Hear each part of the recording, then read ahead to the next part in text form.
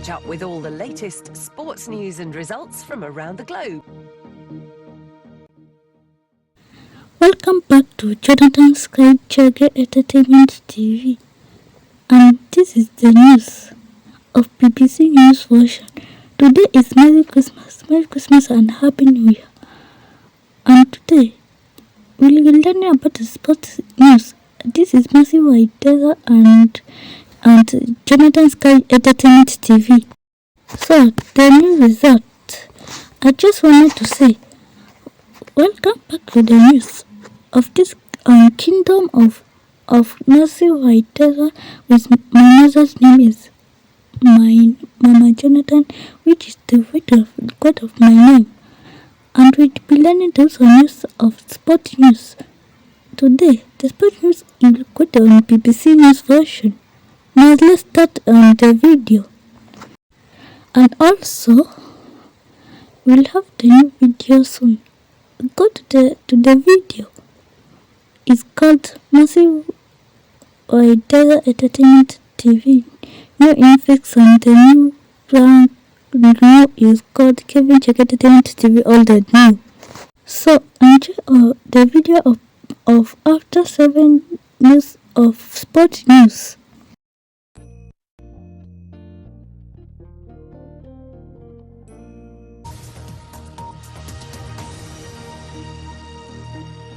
Catch up with all the latest sports news and results from around the globe.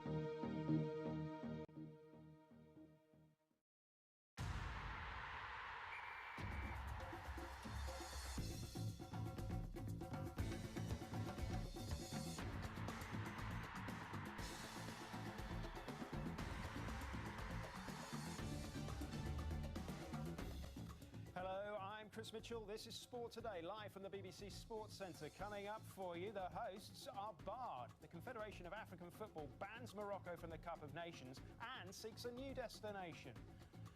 Find out why this suspended world number one is a hero in Malaysia, but banned from badminton for doping. And leading us all a merry dance, all the way to Sochi, the races were manipulated, and Vanessa May is banned.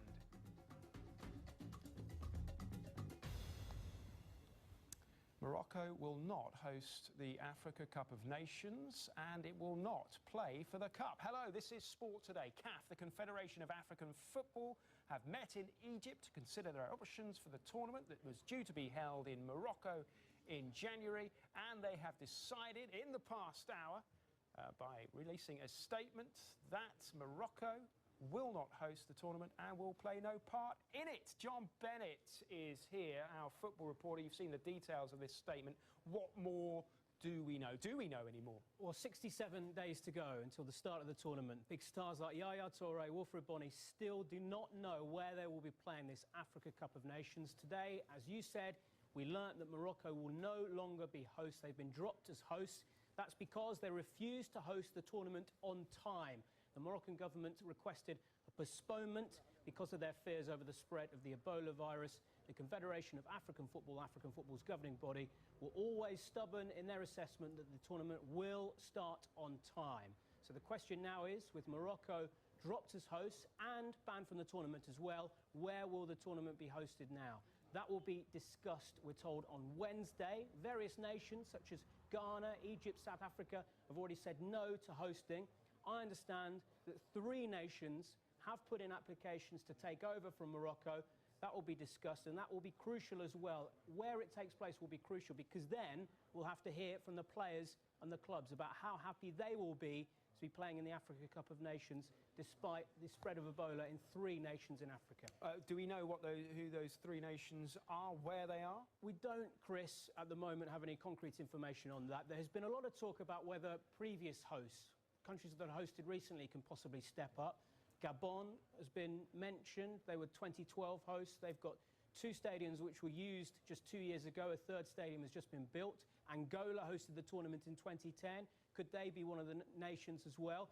But I mentioned it, 10 weeks to go until the start of the tournament. The worries would be, would infrastructure be ready? Would the stadiums be ready?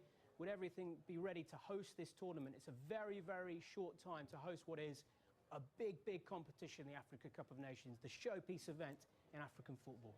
There is absolutely no chance, though, that the tournament will ultimately not take place. Because, as you say, there's very little time now to put things in place in a different country or countries. We've seen how things can change over the next few weeks, so I would definitely not rule it out, but I would say the chances are slim. The Confederation of African Football determined that, 1, this tournament will go ahead, determined that, 2, this tournament will start on time. A lot of people have said, why not delay it another year? But the Confederation of African Football say, why should we do that? This is our showpiece event. We want to put on a good show. Why should we let anything stop us? Clearly, there's a danger that they won't put on a good show, though, because they won't have time to organise a good show. John Bennett, thank you very much indeed. He's one of the biggest stars in Malaysia.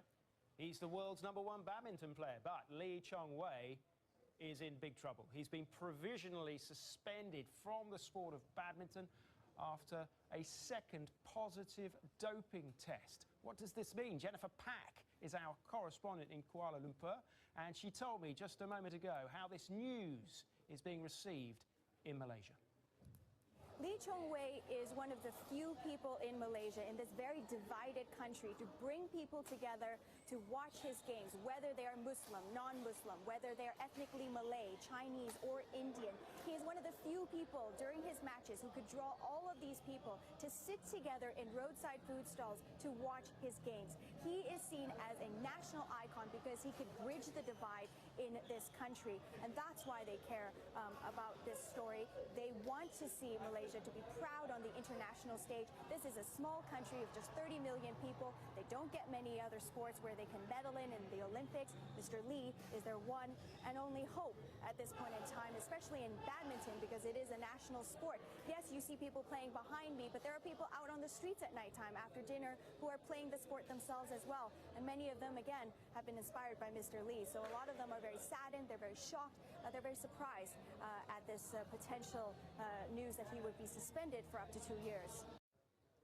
Vanessa Mae, the popular violinist, has been banned from competitive skiing for 4 years. As you've been hearing in the news, no doubt, the International Ski Federation have taken the action after discovering that she had taken part in races that were fixed to allow her to qualify for the Winter Olympics in Sochi. Well, joining us live now is Chemi Alcott, the British skier. Chemi, thank you very much for joining us live on the programme. First of all, let's get your reaction to this. As a professional skier, and, you know, what is the community saying of professional skiers to this news that she effectively cheated her way to the Winter Olympics?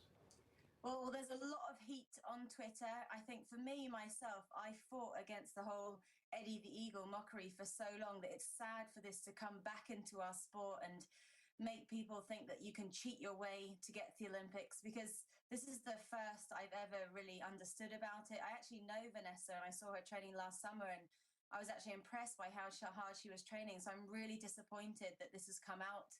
I mean, it's really bad for our sport, but I want to really drum in that it doesn't happen often. How can you manipulate race results up in the mountains? That is what the FIS, the Federation of International Skiing, are saying has happened. But, I mean, you've been there, you've been in these races. How easy or difficult would this be? It's incredible because our sport is against the clock. So for me, it's black and white. But the extent that they went to cheat is incredible. There were girls who were on the race results who weren't even on the mountain. There were people who were already on course before the start wand had gone. You know, they went to huge attempts to make this happen, and that's you know, there was a lot of planning for this to happen. It wasn't something that they just thought about on the day, and that's what really kind of sours it for me. And you know, the Olympics is the be-all and end-all of every athlete's career. I spent 20 years chasing my dreams to get there, and even after getting injured, you know, my Sochi dreams were in the balance, and I just got there. Thank you for watching to this After 7 Sport News. Merry Christmas and Happy New Year. Good day. Have another video.